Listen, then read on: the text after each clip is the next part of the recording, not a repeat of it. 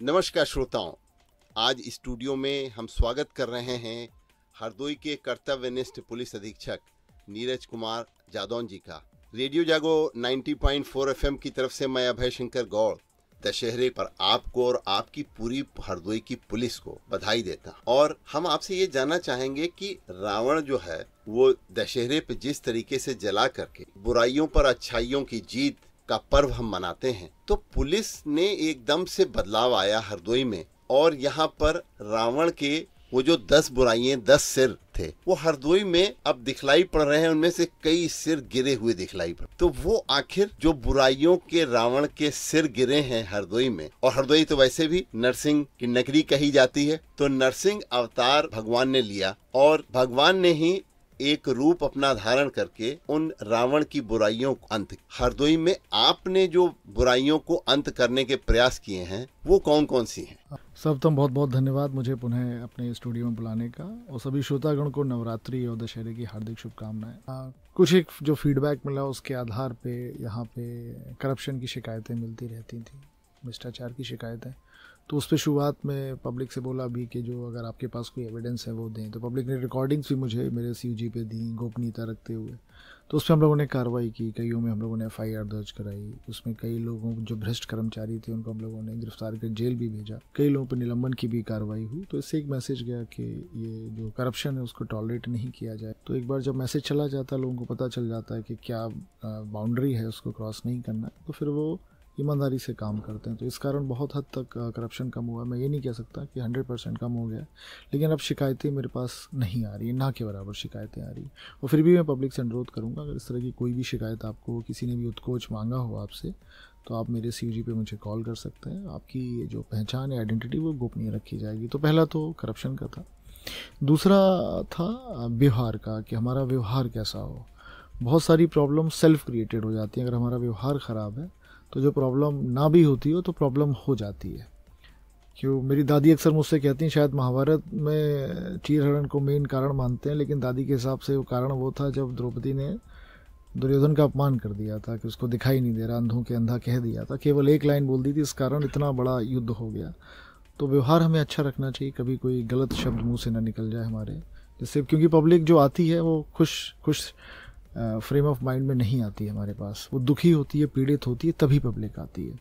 उसमें हम कुछ उसको उल्टा सीधा बोल दें तो फिर वो कहाँ जाएगा, उसके पास कोई जाने का चारा बचता नहीं है।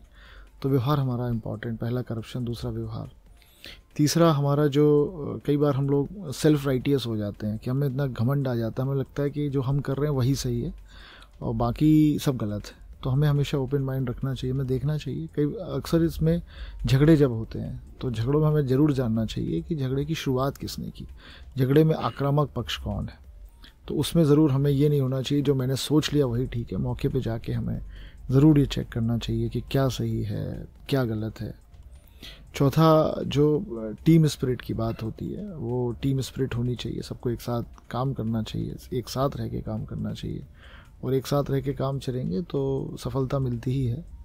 ये ज़रूर डिसयूनिटी, और ये कुछ लोग एक दूसरे की बुराई करते हैं, बैक बाइटिंग करते हैं, किसी के बारे में चुगली कर देना, विभाग की कई गोपनीय बातें होती हैं वो भी लीक करने का कुछ लोग प्रयास करते हैं। तो उस पर भी हमें अंकुश लगाना चाहिए और बिल्कुल एक टीम स्पिरिट में, टीम भावना से काम करना चाहिए, और अपने पुलिस परिवार का साथ हमको देना चाहिए। कई बार हमारे पुलिस के लोग भी तमाम प्रॉब्लम्स उनको होती हैं, फैमिली प्रॉब्लम्स होती हैं। बहुत सारे लोग हमारे डायबिटिक हो जाते हैं क्योंकि शेड्यूल नहीं बना पाते वो खाने पीने का, सोने का। तो उसमें भी ध्यान देने की आवश्यकता है कि हमारा पुलिस के जो परिवार हैं उसके प्रति हमारा व्यवहार अच्छा रहे।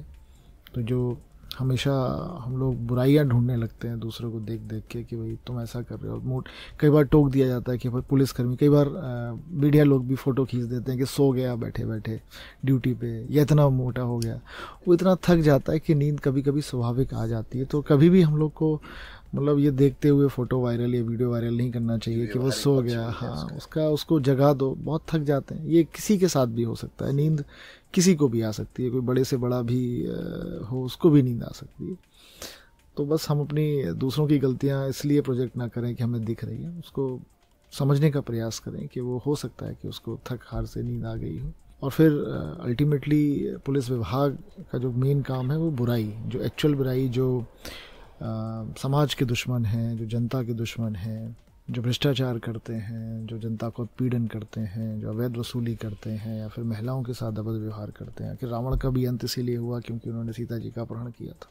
तो उस तरह के महिला संबंधी चीज़ें भी आती रहती हैं, तो उस पर भी हमारा वो रहता है कि उसको ज़ीरो टॉलरेंस की तरह उसको देखना है। कोई भी महिला संबंधी हो तो उसमें तत्काल कार्रवाई करनी है। और मैं आपको अभी दर्शकों को बताना चाहूँगा, श्रोतागणों को, कि हरदोई पुलिस ने लगभग पिछले 9 महीनों में 900 के ऊपर लड़कियों की बरामदगी की है, जिसमें नाबालिग लड़की अधिकांश थी, जो किन्हीं कारणोंवश बहला फुसला के अपहरण करके ले गई थी। उनको हम लोगों ने बरामद कराया। कुछ पेरेंट्स के पास गई हैं, कुछ नारी निकेतन के पास गई हैं। उसमें जो बालिग थी, उन्होंने अपने बयान के हिसाब से जिस लड़के के साथ जाना चाहती थी उसके साथ गई हैं। तो हरदोई पुलिस का हमेशा ये प्रयास है कि कोई भी महिला संबंधी बात हो, महिला शिकायत हो, चाहे वो घरेलू हिंसा को लेकर हो, चाहे वो मैट्रिमोनियल डिस्प्यूट को लेकर हो, चाहे इलोपमेंट और या सेक्सुअल हैरेसमेंट या रेप के केसेस हो, उनको ज़ीरो टॉलरेंस की तरह काम करना है, उस पर और त्वरित कार्रवाई करनी है।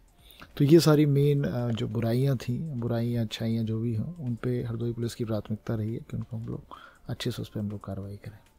तो हरदोई में दशहरे पर इस बार लोगों को इस बात की खुशी है कि पुलिस जो कानून और व्यवस्था के लिए ही सिर्फ जानी जाती है, लेकिन उसके साथ साथ उसका व्यवहार और आचार भी बदल रहा है।